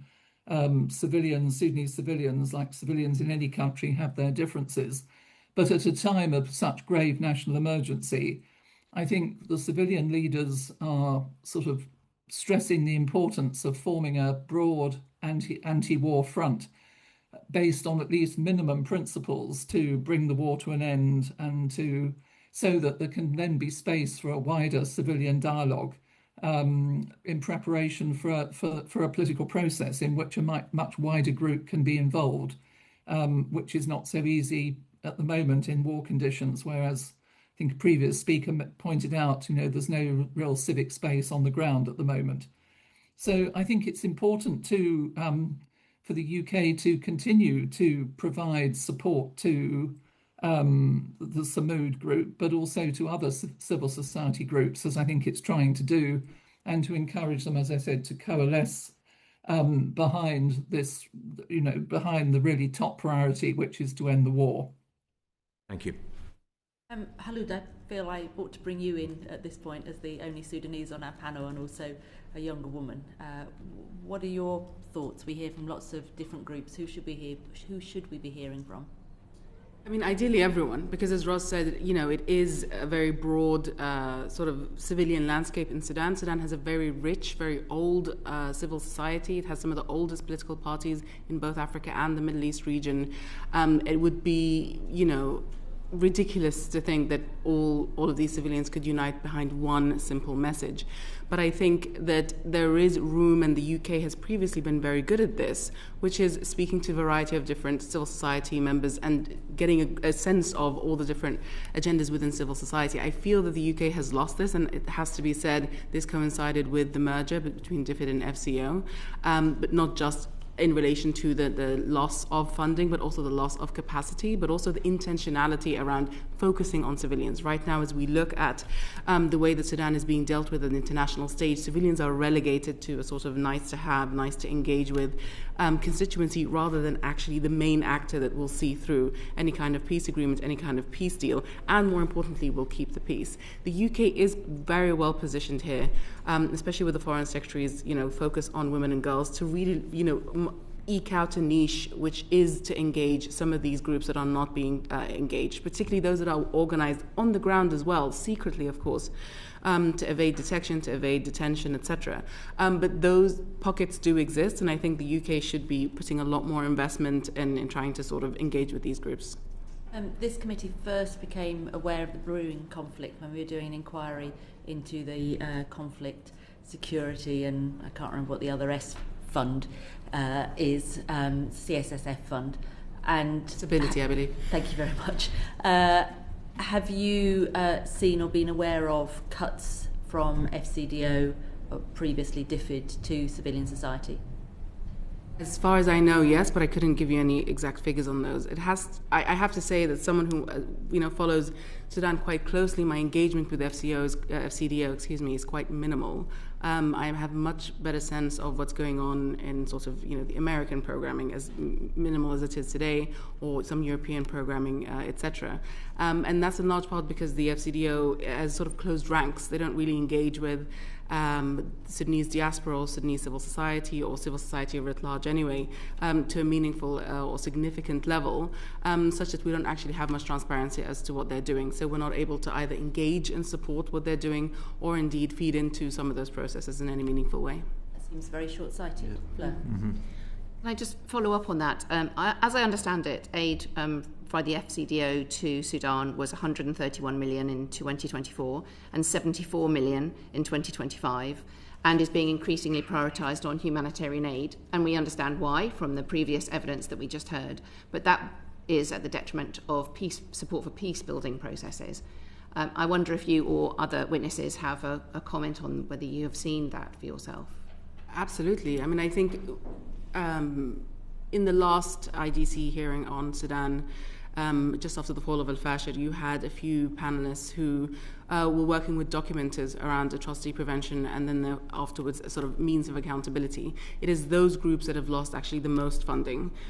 Those who are doing accountability work on the ground, those who are doing any kind of follow-up, any kind of documentation, independent media, sort of youth groups and civil society actors that look at sort of effectively keeping the infrastructure of civil society alive during this conflict, which is important not just for today but of course for the day after. All of those have lost something upwards of 80% of their funding, in large part because the UK was such a reliable donor on that front and is now no longer the case. And this, of course, coupled with the USAID shutdown, is also having a sort of a multi-level effect on those groups. And they are trying to maintain as much as possible what they can do, but that's proven quite difficult. On the humanitarian side, what we have seen is that some groups are able to access, for example, philanthropy funding in order to carry out particularly the mutual aid work, but that is not yet an option that is open to some of these civil society organizations, documenters, etc. And what the UK government has decided to do in support of the emergency response rooms is fund them not through civil society, which would also help to buoy up civil society capacity, but through private donors, which is, I guess, welcome if you want to make sure that the money gets there pretty fast, but there has to be a much broader way of inputting that money into the emergency response rooms through other means that will also have the multiplier effect of keeping some of that civil society infrastructure going. Thank you. Sam. Thank you. We had some pre-prepared questions, but I feel some of them have been answered to different degrees, but I'll try and sort of tease out the bits that maybe haven't been. So the first is to you, Rosalind. Although Kholood mentioned earlier on about the UK's presidency of the UN Security Council and raised the sort of question as to are we doing enough? But I wonder if you could say how you feel that the UK could best use its presidency to further civilian protection. Yes, thank you. The UK, as penholder, has of course tried twice in 2024 to get resolutions adopted calling for civilian protection. I mean, they succeeded twice in March to get a resolution adopted calling for a Ramadan ceasefire, and again in June calling for the RSF to lift its siege on al-Fashir. And putting pressure on all parties to do more to protect civilians. But as we know, neither of those resolutions had any real impact on the ground because there were no consequences for non-compliance. And then in November 2024, when the UK and Sierra Leone put forward another resolution, which was calling on the UN to come up with options for a monitoring mechanism, this was vetoed by the Russians. So the paralysis in the Security Council has made it really difficult for the UK to use its role as a pen holder to get resolutions, although they've had more success with press statements. I think in the current situation where we've seen Yvette Cooper commending US efforts with the Quad initiative, it seems likely that the UK would be ready to use its role as a pen holder to try and get another resolution adopted in support of the Quad initiative when the timing is right. So I think that's what the UK could do. And of course, the fact that Yvette Cooper, decided to travel to New York and to chair the meeting on Sudan, as opposed possibly to other meetings on other issues, sends a very strong signal that the UK has been trying to put the spotlight back on this subject. And as was mentioned with the US presidency following next month, there could still be an opportunity to help to push through a resolution. Yes, please. Yes, if I could come in on this point, we're bringing another angle here, which is one of the greatest perils that Sudan faces in the coming months is the possibility of a war in Ethiopia, which, should it happen, would get entangled in the Sudanese war. Just to give a word of background, I mean, the sabres are being rattled in Addis Ababa, and it does seem likely that preparations are well advanced for a conflict that could either be with Eritrea or could be take the form of a new war inside Tigray. And this would have, and there are already some entanglements between Ethiopia and Sudan. There's some very well-documented reports that the Ethiopians have opened a training camp for RSF forces in Western Ethiopia. And there is a division of Ethiopian Tigrayan troops, former UN peacekeepers who didn't go home, that are fighting in Sudan alongside SAF. So and there are various other entanglements too, including a disputed border, the unresolved issues over the Nile waters between Ethiopia and Egypt. I mean, it's a real entanglement there. It's remarkably difficult to get any high-level diplomatic attention to this, but it ought to be an issue for the Quad, because the same players in the Quad who are backing different sides in Sudan are backing different sides in Ethiopia and Eritrea, and which is one of the reasons why, if there were to be a war in Ethiopia, it would become a regional war. I've been discussing what might be an option for raising this at the UN, and the one opening that hasn't been discounted, let me put it that way, is Resolution 2417, which is on armed conflict and hunger, a generic thematic resolution passed in 2018, which requires, when the armed conflict threatens widespread food insecurity or famine, that the UN Security Council should be alerted. And that doesn't have a good track record of being invoked.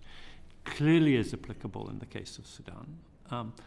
It's a bit redundant because Sudan is already before the Security Council. Ethiopia is not, but there is no doubt that if there were to be a conflict, Ethiopia's food security, and especially the food security in Tigray, where there's already widespread starvation, would get tipped over the edge. So I think it would be worth very much sort of rattling that cage, and within the Quad, within the UN Security Council, because things could get a lot worse if that scenario were to develop. Thank you. That's useful. I'm sure that will be noted in the report. Because I have to say, one of the questions that is always on my mind in these circumstances is, we listened to quite harrowing testimony already today, and we find ourselves sort of asking, are we really saying that there's nothing more that the world could have done to prevent this? Or are we saying that there is something we can do that we're not willing to do? And the latter. So what do you think that thing is then, that we're not willing to do? So no one is really interested in looking at the external forces in this war. Now, I have to, at the outset say that this war is taking place at 3 levels. It's taking place at the regional level, and we're seeing this increasingly, especially between Gulf actors. It's taking place at the national level between SAF, RSF, and their many sort of allies, armed and unarmed. And it's happening also at the hyper-local and local level. To get a resolution to this war, you need to work at all 3 levels simultaneously. The one that is probably the hardest to crack, but that currently has the most publicity, let's say, is the regional, international level, which is where we see the Quad, where we see Egypt, Saudi Arabia, and the UAE. But really, if we look at the dynamics within the Quad, Egypt and Saudi Arabia and the UAE are all providing weapons for this conflict to continue. Egypt is currently running drone strikes on parts of Darfur, using Turkish drones on behalf of the Sudanese armed forces. The United Arab Emirates has been supporting the RSF with weapons since the start of the conflict in 2023. That's been well documented by the United Nations. The Saudis recently bankrolled a $1.5 billion deal for the Sudanese armed forces with the Pakistanis to get weaponry. Unless we really start to have the kinds of conversations that will actually get us somewhere, rather than pretend these are countries that A, want necessarily an swift end to the war, and B, want to see exactly the kind of thing that will end all wars in Sudan, which is a civilian democratic dispensation, and they don't. And unless we really start thinking about the other actors that are also allies of the West, for example, Turkey, for example, Israel, who are also invested in this war and its outcomes and to some degree in its continuation, we're not really having the right conversation. So we're consistently talking about how terrible things are. No one really cares, not the SAF, not the RSF, certainly not those who are bankrolling the war from the outside. We're constantly talking about how difficult it is to move things to a polarized UN Security Council. Again, from my conversations from UN Security Council members, there is, some level of despair, but not enough to move things along. No one wants to talk about what it would actually take: sanctions, weapons control, banning, for example, weapon sales from the United Kingdom, from the United States, to, for example, some of these Arab countries, in particular the United Arab Emirates. That's not going to happen. We're not going to see these countries' sanctions. We're not going to see weapons being stopped from going to these countries. So, my question is always, I'm more than happy to come and have conversations at committees like these, but what is it for when by the time this committee session ends and I leave this room, nothing will have fundamentally changed? And I think that goes double for everyone else, particularly those who are in Sudan and who consistently have to come out of the country to tell the same story that ends up getting nowhere. And this is, please.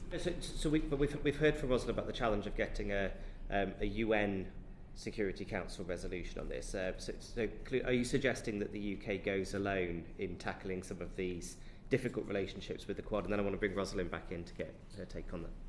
I think we need to see some backbone somewhere. And the UK would do well to lead, but I think others will have to follow.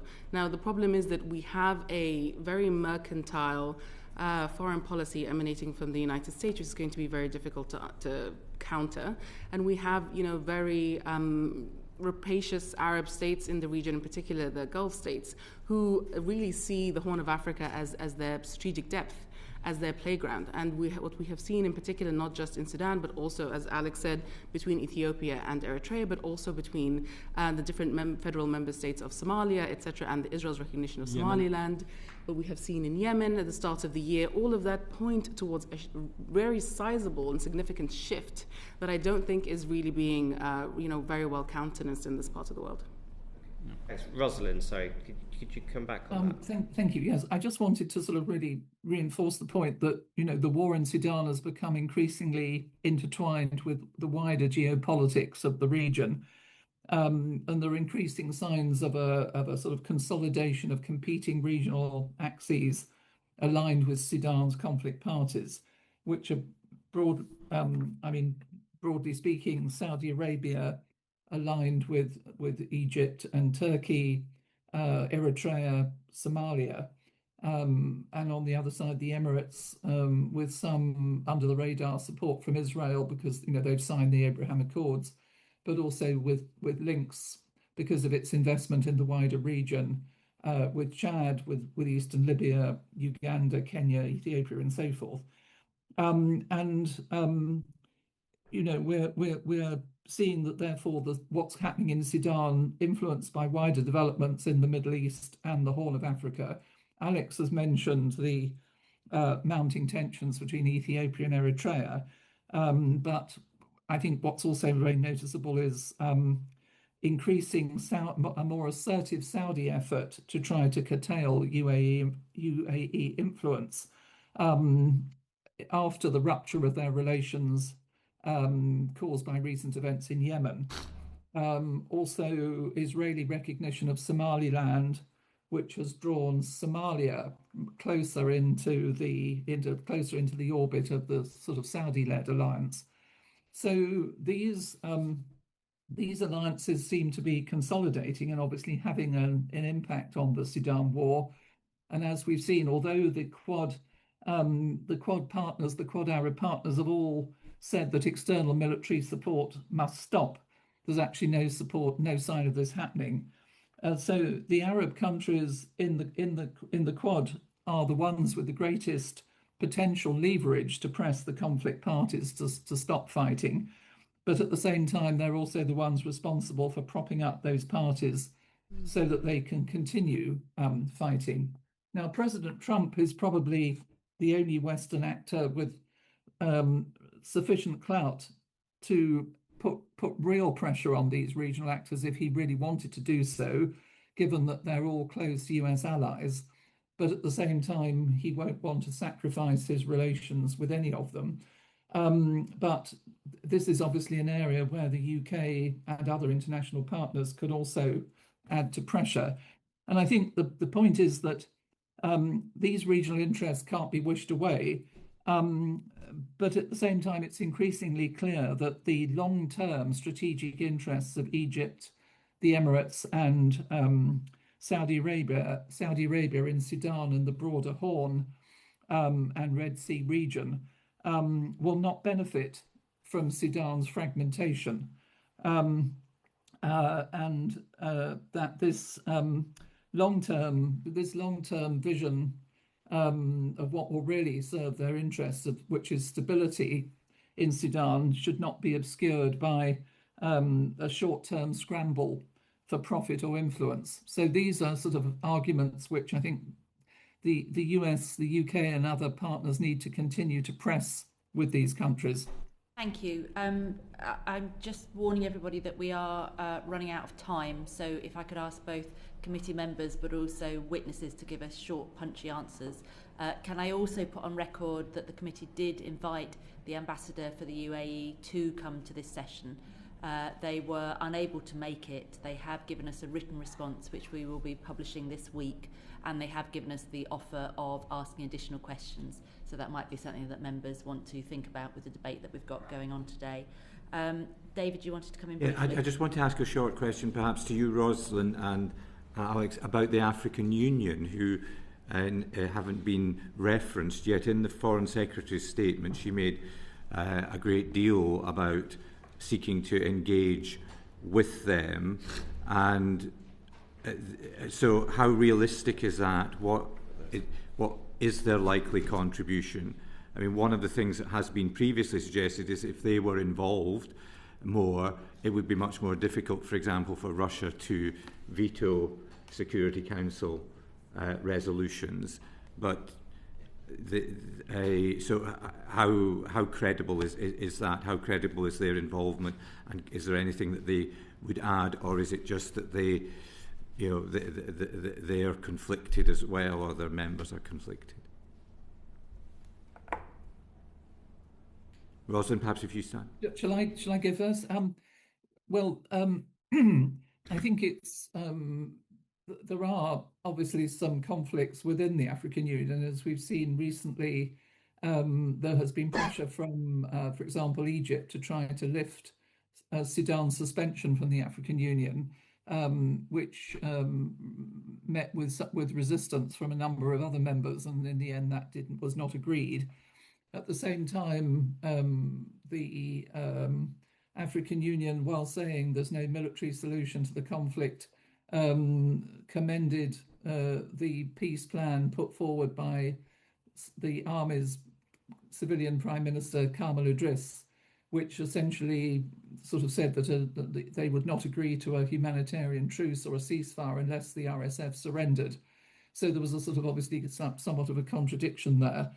I think where the African Union could play a role is in two areas. I mean, one, there doesn't seem to be much appetite for another UN peacekeeping force. UN peacekeeping missions in Africa tend to be closing or reducing in size rather than the creation of new ones. So probably the most likely source of troops for a future peacekeeping monitoring mission would come from the Africans. So this is an area, I think, as Alex mentioned, where there needs to be engagement with the African Union on this. The other area, of course, is in terms of an inclusive political process, where the African Union has made several attempts so far ineffectively to convene different groups of Sudanese civilians. And this is an area where I think the UK, Norway, the European Union can perhaps play a more active role in helping to prepare the ground to make that process more credible. I don't have anything to add. Thank you. James? Thank you, Chair. I think it was in October last year that The Guardian reported that UK military equipment was potentially making its way into the hands of the RSF and being used in the conflict. Professor De Waal, if I come to you first, do you think that the UK is prioritising its relationship with the UAE over a proper investigation into whether those claims were correct or not? I haven't really looked at this in detail, so I can't really comment. Maybe Kholood, you have? Very short answer, yes. And what would you like to see the UK doing to genuinely get to the bottom of that claim? And I'll come to Rosalind next for her. Well, I mean, I think, first of all, there needs to be a proper investigation, and it needs to be a very transparent investigation. We haven't really seen what these findings of the... The Foreign Secretary would dispute that. She's recently said at the Munich Security Conference that she instructed staff to look at all 2,000 licenses, etc., to really understand that, but you still don't think that's enough? No, but I mean, what I mean by transparent is that it needs to be publicly transparent. People need to know what that data said, as much as possible that can be divulged to the public. But I think it's not just the UK. We've seen Sweden, Germany, Canada, Australia, all of them have had weapons parts that they have sold to the United Arab Emirates also turn up in Sudan. So this is not just about the UK.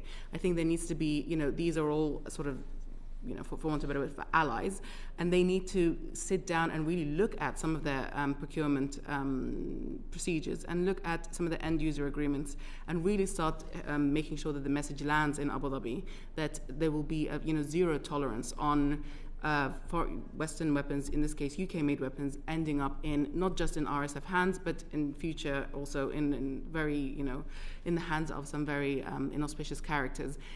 My sense is that the Emiratis are not very concerned because there doesn't seem to be much pressure emanating not just from Whitehall but from anywhere else.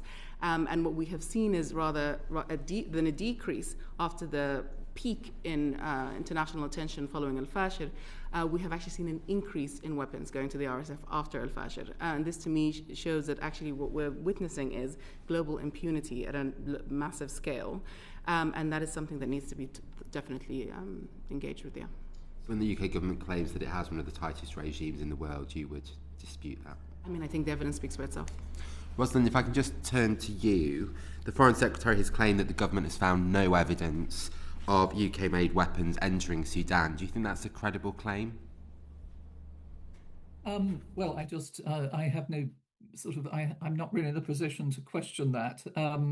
So far, I think the material mentioned, I think, in the Guardian article turned out not to be of a lethal nature. And obviously, we've seen the Foreign Secretary's very, very strong statement at the Munich Security Conference saying that these 2,000 licenses have been reviewed and the claims are found, it's been found that there is no foundation for the claims. So I can't really add anything more to that at the moment.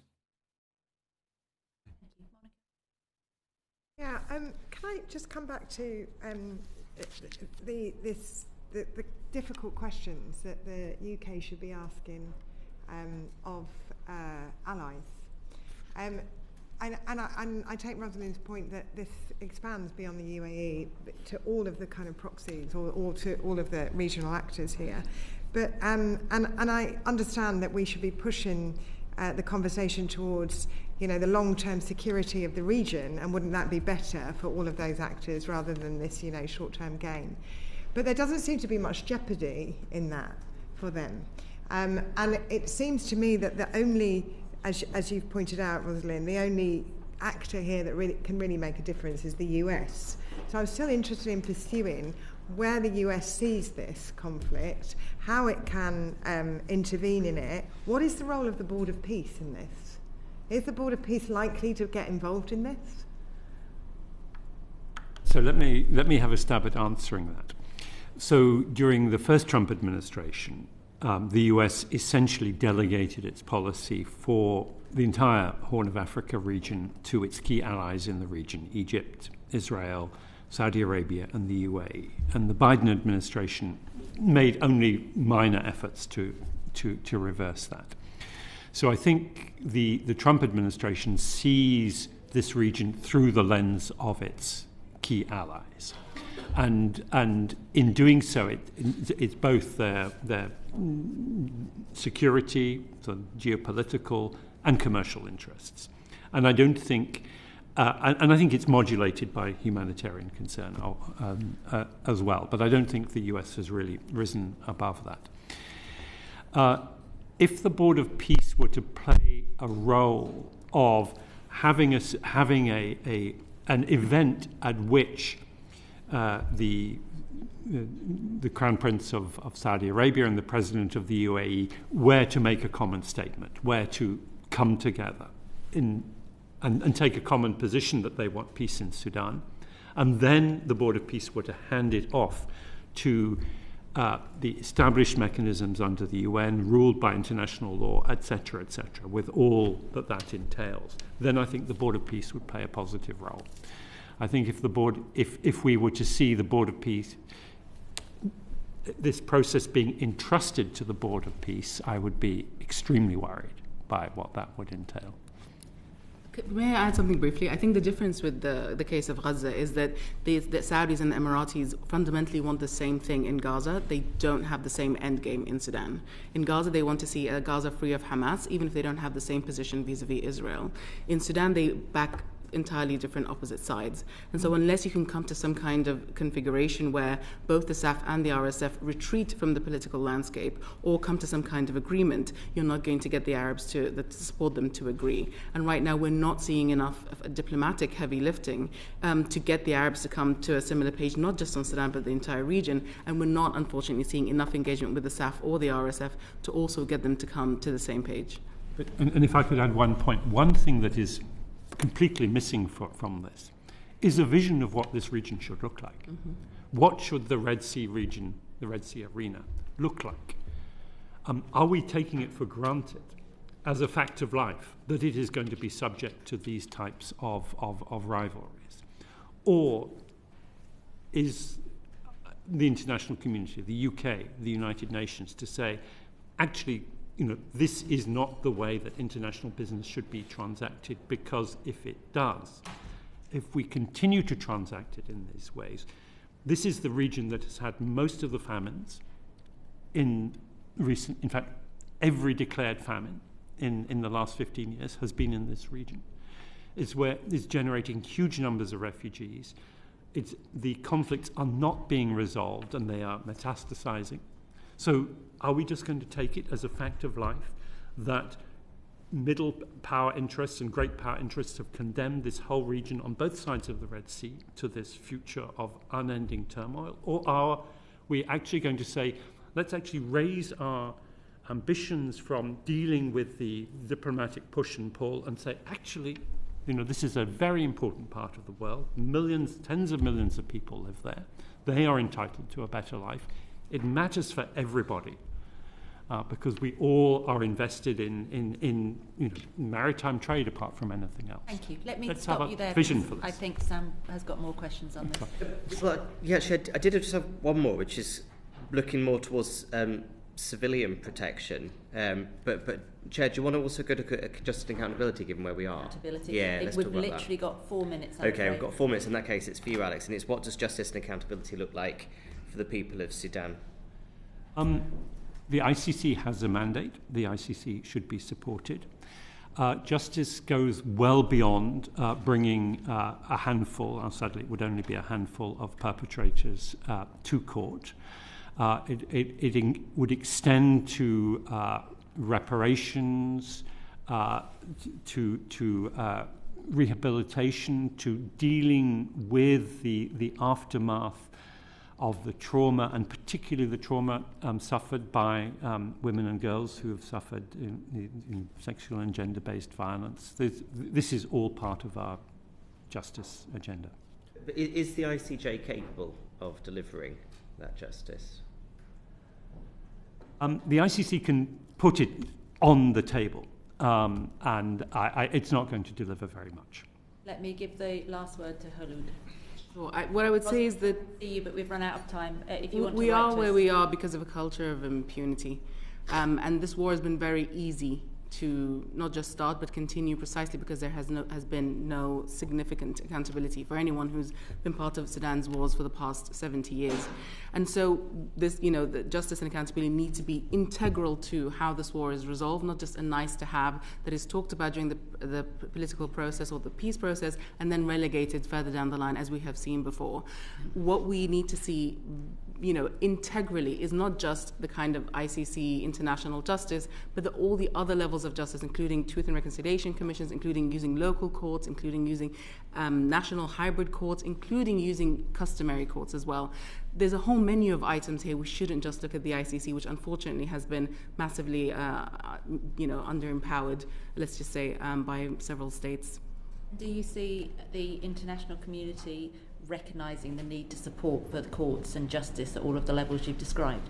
Well, the United States used to be the biggest supporter for the ICC in Sudan, and of course that's now a completely different story. We haven't seen, we've seen the UK give support, for example, to the fact-finding mission out of the Human Rights Council in Geneva, but we haven't seen much intentionality from the UK, let's say, in regards to pursuing justice as a sine qua non of the peace in Sudan, not just as a nice to have, piece of the general peace. Rosalind, I'm going to have to end it there. If you want to write to us, that would be most appreciated. If I could just say to all of you, thank you for coming, for sharing your thoughts, your experience and your knowledge. We do appreciate it. This is not a topic that we're stepping away from, and you've enabled us to put more pressure on the government to try and do what is within its power, whatever that might be. Thank you all, honestly, for all you're doing to keep Sudan at the heart of what the government's trying to do. Thank you. Thank you so much. Order, order. This session is now closed.